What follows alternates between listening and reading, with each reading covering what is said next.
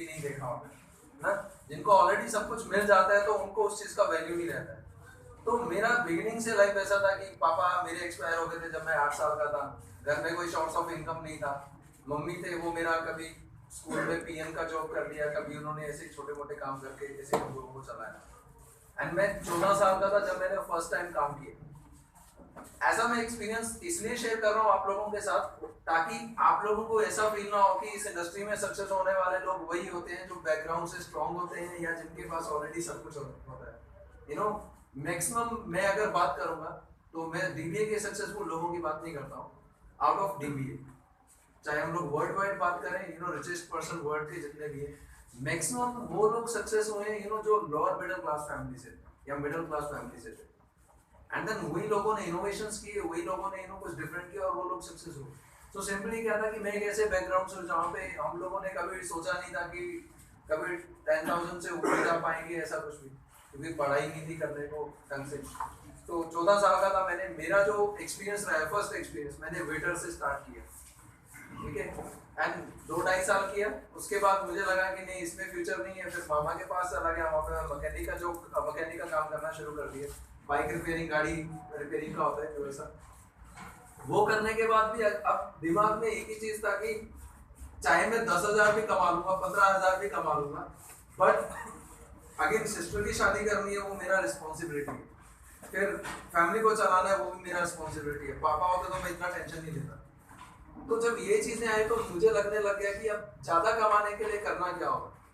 तो पहले हमारे दिमाग में एक ही इमेज थी कि ज्यादा कमाने के लिए क्या होना बहुत जरूरी है, पढ़ाई होना बहुत जरूरी है। पढ़ाई तो मैंने नहीं की थी, +1 में फेल हुआ, +2 में फेल हुआ, उसके बाद सोच लिया कि पढ़ाई मेरे बस का नहीं है। एंड ऐसे ही मैं एक जगह पे जॉब करने लग गया जाके दिल्ली में। वहाँ पे मेरा जो सैलरी था इट वाज 5500 समथिंग, 5500 रुपये। एंड वहाँ से मैंने 3-4 महीने ट्राई किया। एंड प्रॉब्लम ये होता था कि 3 महीने निकलने के बाद भी मैं अपने घर पे 1 रुपया भी नहीं भेज पाया था। अभी मेरा पॉकेट खाली था। फाइनेंशियल प्रॉब्लम बहुत देखी है लाइफ में। उसके बाद मुझे किसी ने इस इंडस्ट्री से इंट्रोड्यूस करवाया। तो मैं अपना फर्स्ट डे बताता हूँ, जब मैं फर्स्ट डे इस कंपनी में आया। जैसे ही मैंने कंपनी में एंटर किया, एक पर्सन आता है, उसने मुझे बताया कि यहाँ पे बिजनेस है, जॉब नहीं है, ये है वो है। तो मेरा दिमाग बहुत खराब हो चुका था, बिकॉज मैं जॉब ढूंढ रहा हूँ, बिजनेस करने का अपना कोई वो नहीं है कि मेरे पास कोई ऐसे पोटेंशियल नहीं है कि मैं बिजनेस कर लूँ। तो उन्होंने मुझे समझाया एंड मैं फर्स्ट डे में कंपनी से भाग गया, मुझे नहीं किया। पहले दिन मैं कंपनी से भागा, एक सीनियर आया फिर से जिसने मुझे इनवाइट किया था, वो मुझे समझाने लगा कि यार ट्राई तो करो एक बार एटलीस्ट एंड देखो तो सही होता है क्या। मैं उसकी बातों में आया, फिर से आ गया वापस, ठीक है। उसने फिर से मुझे बिजनेस के बारे में समझाया, मेरा फिर दिमाग खराब हुआ, मैं फिर उठ के चला गया। यार जो चीज़ मेरे लिए बना ही नहीं है उसमें मैं आऊँ क्यों। कोई बता रहा है डायरेक्ट सेल, अब मैंने डायरेक्ट सेल का नाम ही कभी नहीं सुना है, तो मैं उसके बारे में क्यों जानूँ। फिर प्रॉब्लम ये था कि फर्स्ट डे में मुझे कोई काम नहीं बता रहा है, काम क्या करना है। एंड जब कोई ये बोल रहा है कि 7 दिन लगा तुझे सब पता चल जाएगा, 5 दिन लगा तुझे सब पता चल जाएगा, यार तुम मैं काम करने के लिए हूँ, तो मुझे अभी बताओ तो मैं 7 दिन का वेट क्यों करूँ, और मैं जल्दी से काम शुरू करूँगा ना अगर तुम जितना जल्दी मुझे बताओगे। एंड फिर उसके बाद वो लोग मुझे इस तरीके से ट्रीट कर रहे थे कि एग्जाम्पल देके कि 7 दिन का खाना तुम एक दिन में नहीं खा सकते हैं, इसलिए 7 दिन का ट्रेनिंग भी एक दिन में नहीं लगा सकते। मैंने कहा इसका खाने से ट्रेनिंग का क्या कॉम्बिनेशन। तो ऐसे एग्जाम्पल दिए एंड फाइनली मुझे लगा कि एटलीस्ट ट्रेनिंग देखना चाहिए। ट्रेनिंग में चीज़ें समझ आई, डायरेक्ट सेल के बारे में थोड़ा बहुत नॉलेज मिला, फ्यूचर क्या है इसके बारे में कोई आइडिया नहीं था, कितना कमाऊंगा इसका भी कोई आइडिया नहीं था। मैंने आंख बंद करके डिसीजन बना लिया कि ठीक है बिजनेस करते हैं, जो होगा देखा जाएगा। बट 6 साल इस इंडस्ट्री में होने के बाद आज मैं तुम लोगों को ये नहीं बोलूंगा कि तुम लोग अपना आंख बंद करके डिसीजन बनाओ, बट मैं इतना श्योरिटी दे सकता हूँ कि डायरेक्ट सेल का फ्यूचर बहुत बड़ा है। जो लोग डायरेक्ट सेल के बारे में कुछ अलग ही सोच बना के बैठे हुए हैं, first we need to find out, पहले उन लोगों से जाना जो लोग तुम्हें बोलेंगे कि फ्रॉड होता है, कंपनी ये होता है, उनसे जाकर सिंपली एक क्वेश्चन पूछना कि what is direct cell and what you think about direct cell, क्या सोचते हो तुम डायरेक्ट सेल के बारे में है क्या। जो लोग बोल रहे हैं कि ऐसी कंपनी फ्रॉड होती है, ऐसी कंपनी भाग जाती है, ऐसी कंपनी चली जाती है, आई एम श्योर दैट उनको दूसरा आंसर नहीं आएगा वो टाइम। अगर तुम एक ऐसे इंसान से जाके पूछोगे कि डायरेक्ट सेल है क्या, जो ऑलरेडी डायरेक्ट सेल के अंदर था या एक्सपीरियंस था बट वो सक्सेस नहीं हुआ, वो हमेशा तुम्हें गारंटी देगा कि डायरेक्ट सेल में फ्यूचर है, मैं नहीं कर पाया मेरा प्रॉब्लम। वो कभी भी तुम्हें डायरेक्ट सेल को लेके मिसगाइड नहीं करेगा, बिकॉज डायरेक्ट सेल का पावर उन लोगों को पता है जिन लोगों ने एक्सपीरियंस किए। एंड आप लोग जापान में चले जाओ, जापान में जाने की जरूरत नहीं है, आप लोग गूगल पे जाके सर्च कर लो। अमेरिका में चले जाओ आप लोग, अदर किसी कंट्री में, हांगकांग में चले जाओ, एंड वहां पे डायरेक्ट सेल को लोग बहुत हाई लेवल पे देखते हैं। एंड वहां के जो रिवॉर्ड्स होते हैं, आज तुम मे बी यहाँ पे क्या लगा हुआ है नोटिस बोर्ड, अगर तुम एक महीने में इतना मेहनत करते हो तो तुम्हें इनकम तो आएगा ही आएगा, उसके साथ में तुम्हें रिवॉर्ड्स भी मिलते हैं। लाइक एक मोबाइल फोन मिल गया, किसी को बाइक भी मिल जाता है। बस मुझे भी बुलेट मिला था जब मैं थोड़ा मेहनत किया था। हर किसी को कुछ ना कुछ मिलता है, किसी को गाड़ी मिलता है, रिवॉर्ड्स। ठीक है, अब रिवॉर्ड्स कितना छोटा है हम लोगों का, किसी का मे बी 6000 का फोन निकला, किसी का 10,000 का फोन निकला। यू नो व्हाट, अगर तुम जाओगे अदर कंट्रीज के अंदर, लाइक तुम चले गए हांगकांग के अंदर या जापान के अंदर, वहां पे इनकम तो लोग कमाते हैं, जो कि इस बिजनेस का फर्स्ट प्रायोरिटी है कि आते ही आते हैं।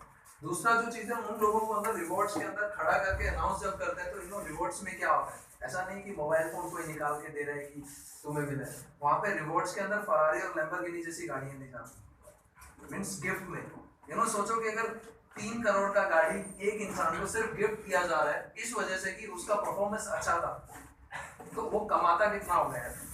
आई थिंक वैसे वो कितनी गाड़ियां खरीद सकता हो। तो अदर कंट्रीज में वो डायरेक्ट सेल का इमेज है।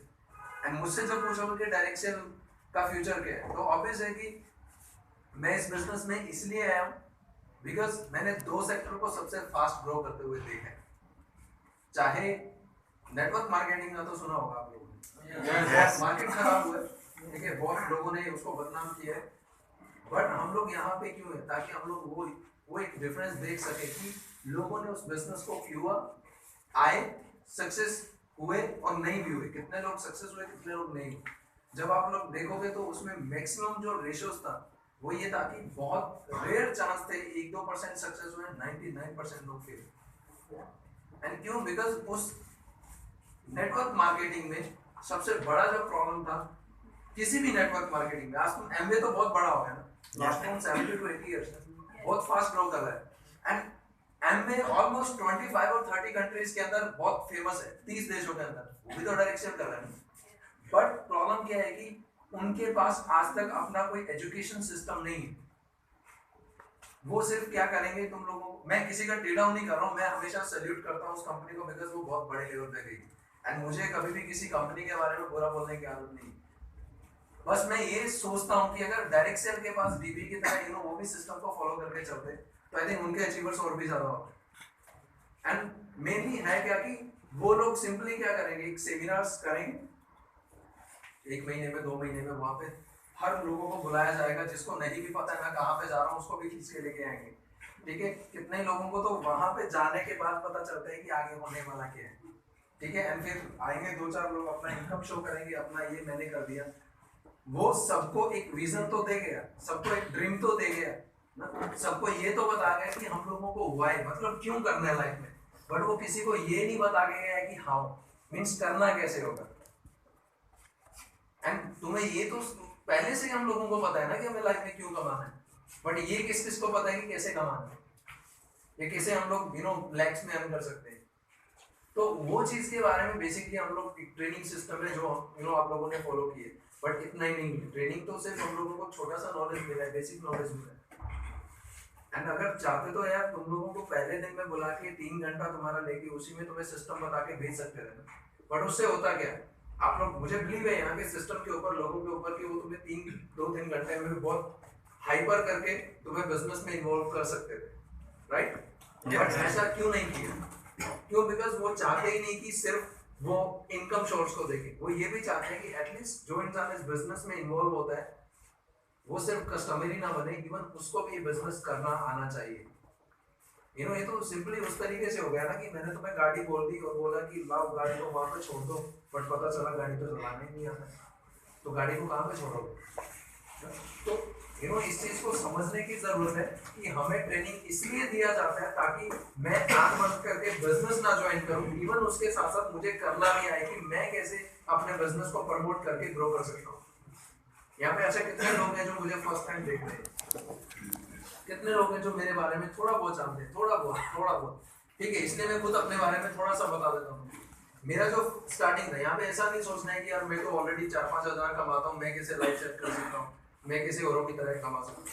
यू नो मेरा लास्ट मंथ का इनकम कितना था? एनी केस, कोई ट्रेनिंग पे बैठे कोई लोग ट्रेनिंग में? ओके, मैं आप लोगों से पूछता हूँ। मैं +1 +2 फिर उसके बाद पढ़ाई नहीं की, लोअर मिडिल क्लास फैमिली से हूँ, पता नहीं है डायरेक्शन क्या होता था, इसलिए मैं बिजनेस में आ गया। वहाँ पे आने के बाद पता चला। बट मैं आप लोगों से पूछता हूँ कि आप लोग गेस करो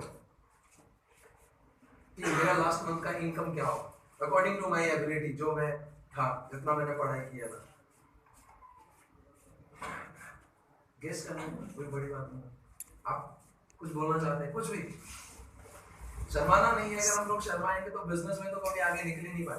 ठीक है, ट्रेनिंग टाइम है, मेरे लिए भी बहुत प्रॉब्लम था। मुझे तो मैं सिख फैमिली से हूँ, तो पंजाबी आती थी, हरियाणा से हूँ, हरियाणवी आती थी, हिंदी बोलने में प्रॉब्लम होता था। यू नो प्रोफेशनल लैंग्वेज है, डील तो उसी से होता है ना। एंड मेरा फर्स्ट एक्सपीरियंस, जब मैं फर्स्ट टाइम आगे बोलने के लिए गया, मेरा ट्रेनिंग का दूसरा दिन था और मैं बहुत हीरो बनता था अपने आप में। हीरो इसलिए कि मुझे सीनियर का इंसल्ट करना बहुत अच्छा लगता था। जो भी सामने आता था मैं टांग खींचने में लगा रहता था। टांग खींचने का मतलब ये नहीं कि पकड़ के टांग खींचूंगा, मैं एक्टिविटी ऐसा करता था कि सीनियर ढूंढता ही रह जाता था कि ये किया किसने, और मैं नीचे छिप जाता था। मीन्स की मैं गर्दन नीचे कर लेता था, तो और पता तो चल ही जाता है ना कि कौन ऐसा है बदमाश। बाद में मेरे सीनियर ने बता दिया, मेरे जो लेके आया था मुझे, कि यार ये है, इसको सिखाओ थोड़ा कुछ, इसको अकल आ जाए। सेकंड डे क्या हुआ, मुझे आगे बुला लिया, तुम आगे आओ, सीनियर का मजाक करता है, आज तू बोल के दिखा कुछ। मैं बहुत हाइपर था, मुझे लगता था कि मुझे सब पता है, ज्यादा कुछ नहीं बता पाऊंगा बट कुछ तो बता दूंगा। मैं आगे आया, आगे आने के बाद पहले तो मैंने फर्स्ट वहां पे बैठने के बाद तो एक ही आदमी को देख रहे हैं ना, तो लगता है कि इजी है। जब आगे आते हैं तो हमारे सामने देयर आर मोर देन 50-60-70%, 70 के 70 लोग एक ही आदमी को देख रहे हैं। सोचेंगे ना हम लोग यार मैं क्या बोलूं। एंड जब मैं फर्स्ट टाइम आगे आया तो मेरे सबके एक्सप्रेशन, कोई मुझे किस तरीके से देख रहा है, लाइक मैं एलियन तो नहीं हूँ, कोई मुझे इस तरीके से देख रहा है कि मैंने कोई गलती की है, कोई इस तरीके से देख रहा है कि मैंने जोक सुनाया। सबके एक्सप्रेशन अलग अलग थे एंड मेरी टांगे कांपने लगी। फर्स्ट एक्सपीरियंस में तुम्हें बताता हूँ मैंने क्या बोला। मैंने जैसे ही बोलना स्टार्ट किया, मैं ये भी भूल गया कि मेरा नाम क्या है और मैं ऐसे बहुत डर गया, बहुत टांगे कांप रही है। वो मैंने सबको पता था कि इसकी हालत क्या होगी। मैं गया, वापस जाके बैठ गया। क्लैपिंग तो हुई बट मेरे अच्छे के लिए नहीं, हाँ जिस चीज के लिए मेरा इंसल्ट हुआ, वापस पता नहीं उन्होंने क्यों क्लैपिंग बजाई, बट मुझे ऐसा लगा कि इन्होंने मेरा बेइज्जती किया। उस दिन से दिमाग में एक चीज सेट हो गया कि अब ये नहीं कि मैं बहुत बड़ा तीर मारूंगा, बट ये सेट हो गया कि कल फिर जाऊंगा, चाहे कुछ भी बोलना पड़े बट जाऊंगा। क्यों? क्योंकि इतने लोग मेरे पे हंस रहे थे। मीनो बदला तो लेना है ना मुझे भी। भाई बट मैं उस दिन ढंग से सोया भी नहीं हूँ, क्योंकि सेल्फ रिस्पेक्ट सबको पता है क्या होता है। अपनी इज्जत हर किसी को अच्छी लगती है, जब उस पर कोई दाग लगा दे तो बुरा लगता है। तो मेरा वही हाल हो गया था। उस दिन से मैं गया रूम पे, तैयारी की, पूरा क्लास का अपलाइन देख रहे हैं कि इसको पता नहीं क्या हो गया, कल तक तो भाग रहा था, आज वो खुद ही लगा हुआ सीखने में। नेक्स्ट डे क्या हुआ, पूरी प्लानिंग के साथ आज हाथ खड़ा करेंगे सभी के सभी। हाथ तो खड़ा करता है ना हर कोई जब कोई पूछता है किसी को कुछ आता है नहीं आता है। एंड उस दिन भी मुझे क्या पता था कि मेरे लिए फिर से प्लानिंग की हुई है सबने। एंड देन मुझे डाउटफुल था मैं कि जाऊंगा भी नहीं जाऊंगा भी, बट हाथ जरूर खड़ा करूंगा ताकि किसी को ये ना लगे कि इसको कुछ नहीं आता। राइट? यस। आगे बैठा था, फिर से बोला आज किसी को कुछ आता है, कोई कुछ बताना चाहता है। मुझे तो लगा था कि सब हाथ खड़ा करेंगे, मैं भी कर दूंगा, हो सकता है मुझे ना उठाए, मेरी इज्जत तो बनेगी कि हाथ खड़ा करेंगे।